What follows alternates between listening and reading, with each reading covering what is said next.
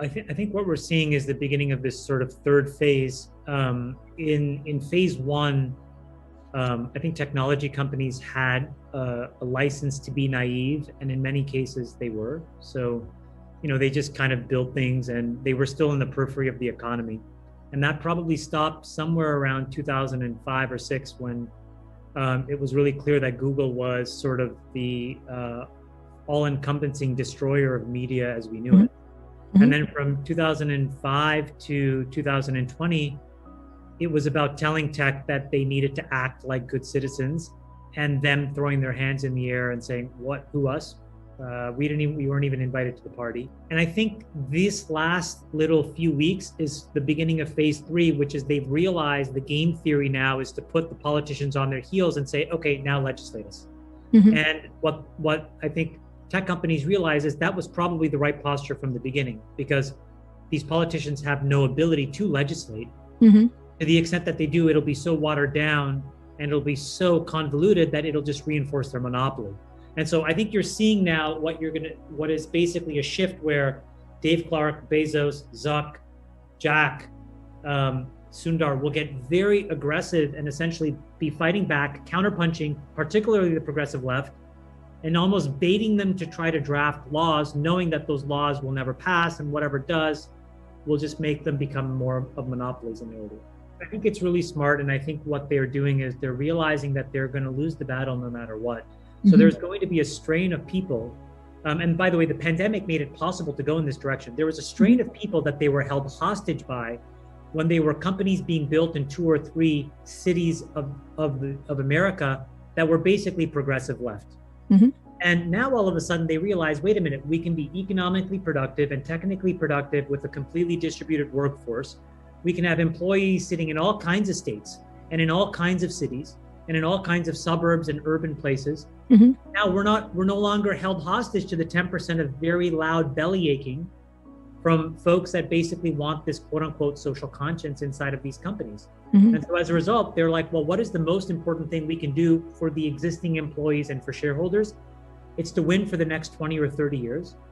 The only way you do that is if you can basically get now not attacked with law. And so the right thing to do is put these folks on their heels and make their most vocal critics act, knowing that what they can do is very limited.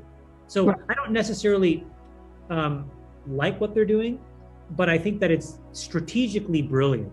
Then, by the way, just when you talk about the employee thing, I just want to note that, Amazon's employees vote with their feet every day. And I think that they've realized that they do have $15 an hour work plus good healthcare benefits, because these guys are hiring. I mean, they're going to be the largest employer in the United States and probably the world in the next probably 4 years. One of the bigger problems we have in media right now, which is that it's very hard to tell the truth, because oftentimes the truth is in the middle and somewhat boring. So when you can have something that's, really exciting and salacious as people peeing. Amazon brought up peeing, but go ahead. Go ahead. Just like, it's not the case that this is a pervasive problem. And I don't think they brought it up saying, my gosh, we have a systemic issue where we have such poor worker rights that this is happening. That I think it was more like, this isn't an issue. Why are people making such a big deal out of it? Okay. Reason why is because it's click worthy.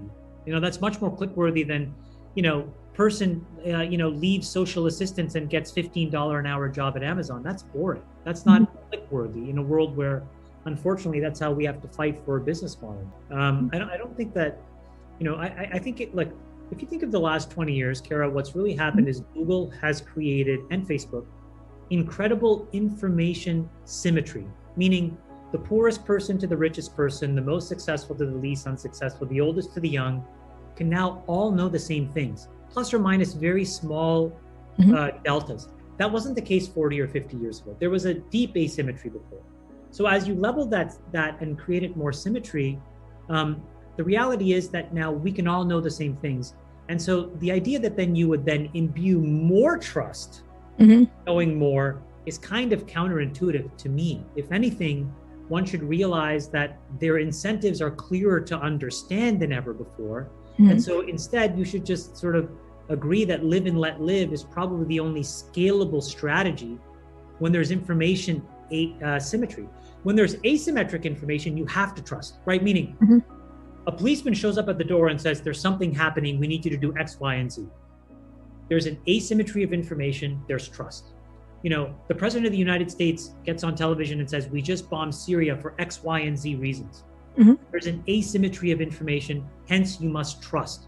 Fauci gets on television and says, X, Y, and Z needs to happen. There's an asymmetry of information. You don't know, Mhm. you have to trust. That's not what we're talking about anymore. Mhm. Right? We know exactly down to the share that Bezos owns. We know exactly down to the location in terms of where goods are, being built and made and shipped, and demand exists, and everybody knows everything. And so Amazon has an economic incentive. Facebook has an economic incentive. Moral decisions that you put into the hands of companies are no longer reliable. Mhm. And so if anything, we need to re-underwrite why we would have put that kind of trust in businesses now that we know more transparently what they're there for. They're only there to make money. Mhm. They will only react in so much as it allows them to continue to make money in an unfettered way.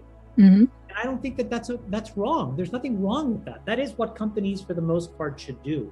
Mhm. And then any leader at a company that starts to pretend that they are going to replace legislators is doing it from a position of marketing and hoping that you are one of the people that will, despite the symmetry of information, believe a lie. Yeah, but I think that things have changed. Yeah. So for example, if you have a company that wants to greenify their business, right, and eliminate emissions, and in doing so, they create some incredible technology around electrolysis or green hydrogen. I'm just using an example. I think it's important to note that, of course, there's altruistic value to what they've done, but fundamentally underpinning that decision was a very strict capital allocation decision by a CEO. Mhm. And all of that was about the discounting of cash flows, of future cash flows, and a decision that it made sense. Mhm.